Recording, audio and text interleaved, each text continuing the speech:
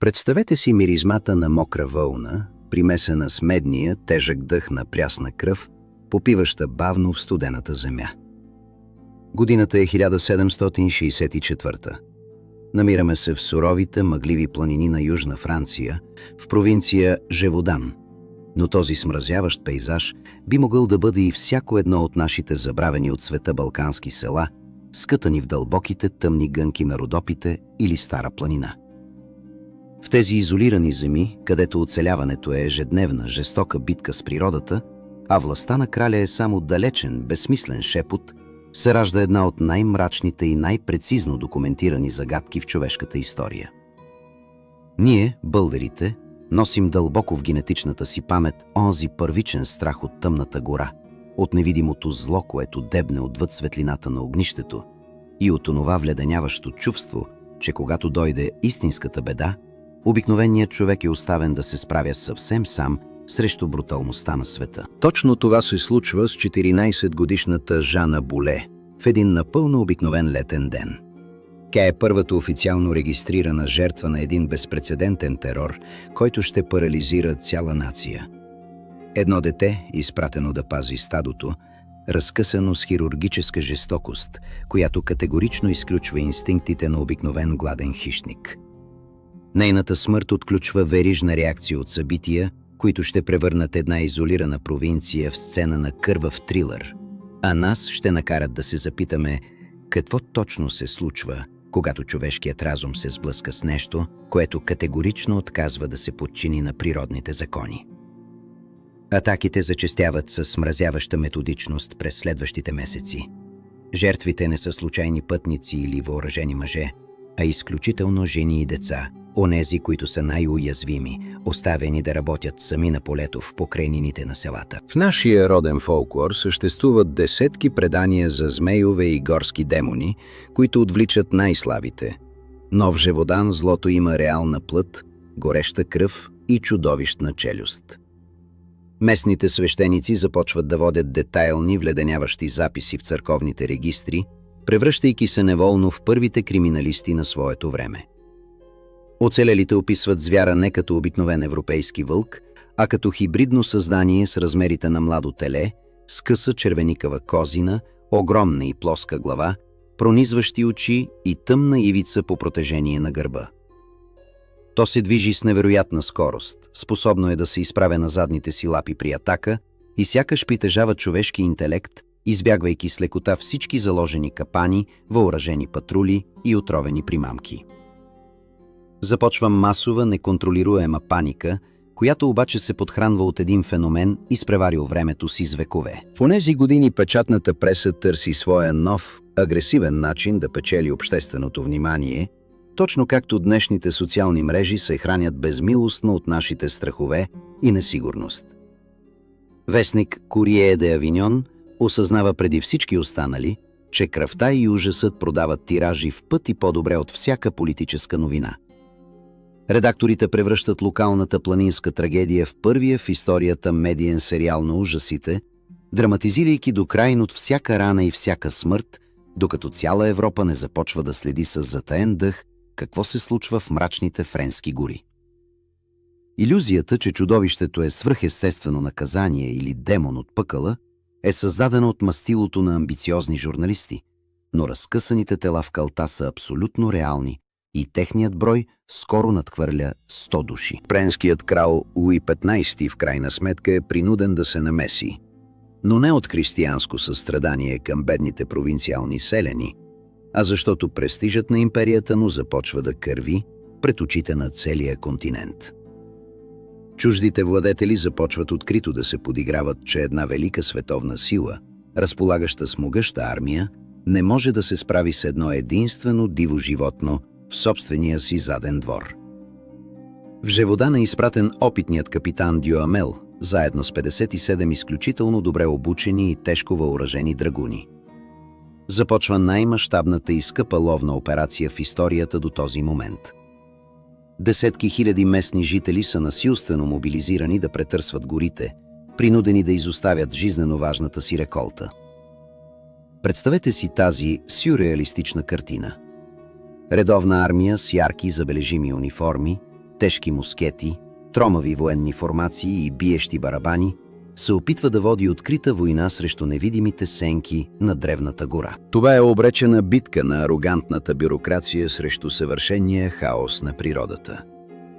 Звярат просто се оттегля в непроходимите скалисти дерета, изчаква армията да се изтощи от безсмислени маршове в кълта, след което нанася брутален удар в гърба им, убивайки на няколко километра от техния добре охраняван лагер. Това е класическа партизанска тактика, приложена от същество, което познава територията си до болка и използва терена като свое най-силно оръжие. Когато военните методи на Дюамел търпят пълен и унизителен провал, кралят изпраща своя личен оръженосец Франсуа Антуан, прославен професионален ловец, който пристига със самочувствието на месия. През септември 1765 година той успява да простреля огромен вълк, препарира го с триумф и го изпраща директно във Версай. Кралят бърза да обяви окончателна победа. Вестниците внезапно спират да пишат за проблема. Случаят е официално закрит с държавен печат. Държавата арогантно измива ръцете си, а проблемът е обявен за несъществуващ в името на политическия комфорт на короната. Но историческата истина е далеч по-зловеща и неудобна. Докато парижкият елит празнува и разглежда с любопитство препарирания трофей в топлите си осветени зали, в бруталните снежни планини на Живодан хората продължават да умират в неописуема агония. И точно тук се крие най-страшната част от тази история. Онази, която резонира най-дълбоко с нашето колективно съзнание и тежък исторически опит. Усещането за абсолютно смразяващо изоставяне от държавата. Официалната власт е постановила, че чудовището е мъртво, следователно новите жертви са просто неудобна статистика, която никой не иска да признае, за да не се развали илюзията за контрол.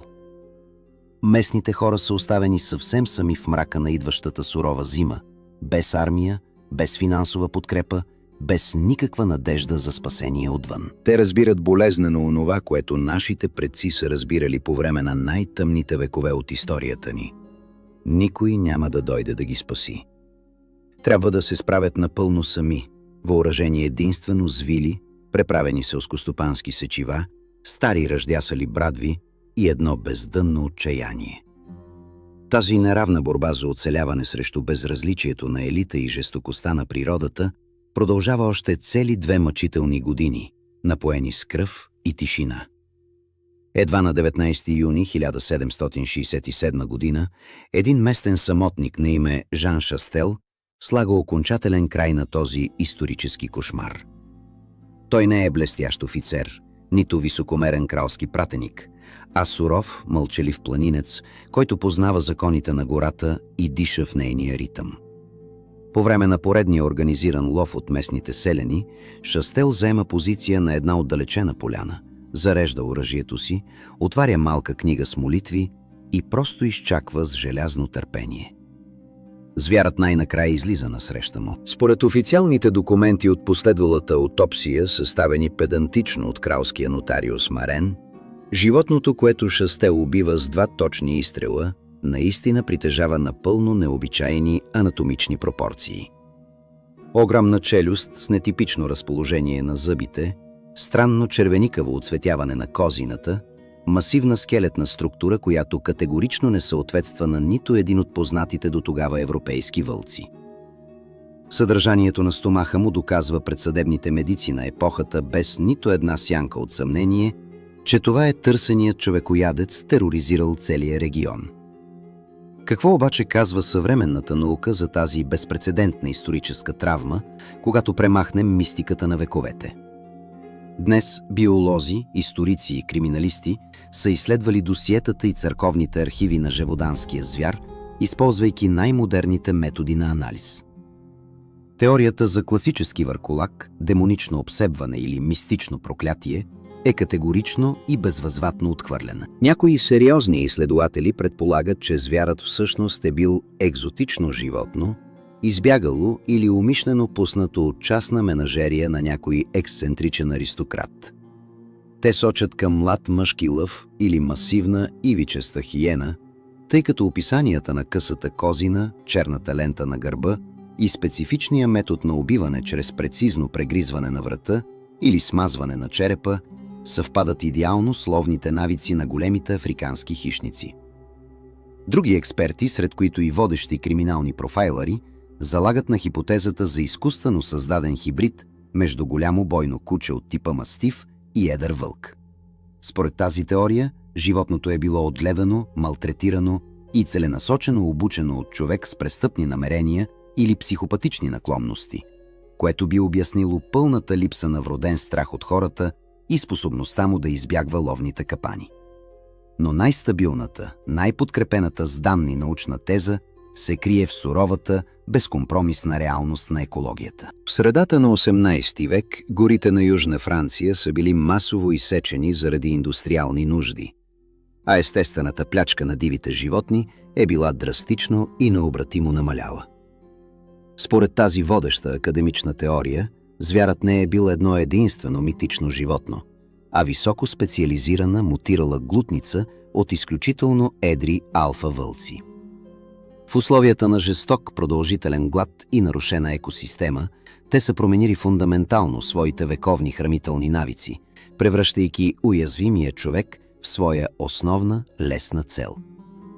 Интелектът, който са демонстрирали пред ловците, не е бил демоничен, а е бил просто изостреният инстинкт за оцеляване на един върховен хищник, притиснат плътно до стената от човешката експанзия.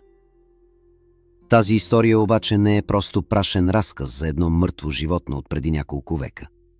Тя е брилянтно, макар и изключително жестоко огледало, в което днес можем да видим самите себе си и нашето общество. Истинското чудовище в Живодан никога не е имало само остри зъби, мощни ногти и кръвожаден инстинкт. Истинското чудовище, онова, което е нанесло най-големите щети на хората, е било токсичната комбинация от масовата човешка паника, безскрупулната медийна манипулация в преследване на тиражи и абсолютното, смразяващо безразличие на елитарната власт към реалното страдание на обикновения трудов човек. Когато социалният страх бъде умишлено канализиран и превърнат в хладнокръвен инструмент за политическа или финансова печалба, обществото бързо и безвъзвратно губи своя критичен разсъдък. А когато институциите обърнат гръб на хората в най-голямата им нужда, само за да запазят собственото си лице, тогава се раждат истинските, незабравими трагедии. Живоданският звяр е една вечна метафора за всички онези невидими заплахи, кризи и хищници, с които сме принудени да се борим съвсем сами в нашия забързан съвременен свят, докато някой друг много удобно пише официалната история от напълно безопасна дистанция. Ние може да сме опитомили горите си, може да сме построили огромни модерни градове и да сме осветили улиците си с електричество, но древният мрак винаги намира начин да се завърне, ако му позволим да пусне дълбоки корени в съзнанието ни. Запазете критичното си мислене изострено. Никога не вярвайте сляпо на всяка медийна сянка, която ви показват на екрана, и винаги помнете, че историческата истина изисква огромна смелост, за да бъде погледната право в очите. Ако тази мрачна разходка из кървавите коридори на историята е събудила нещо у вас, ако е накарала кръвта ви да се раздвижи и умът ви да се замисли, останете с нас. Подкрепете труда ни и се абонирайте за канала. Защото човешкото минало крие още безброй неразказани тайни, които търпеливо чакат да бъдат извадени на светло, напълно без филтър, без цензура и без илюзии.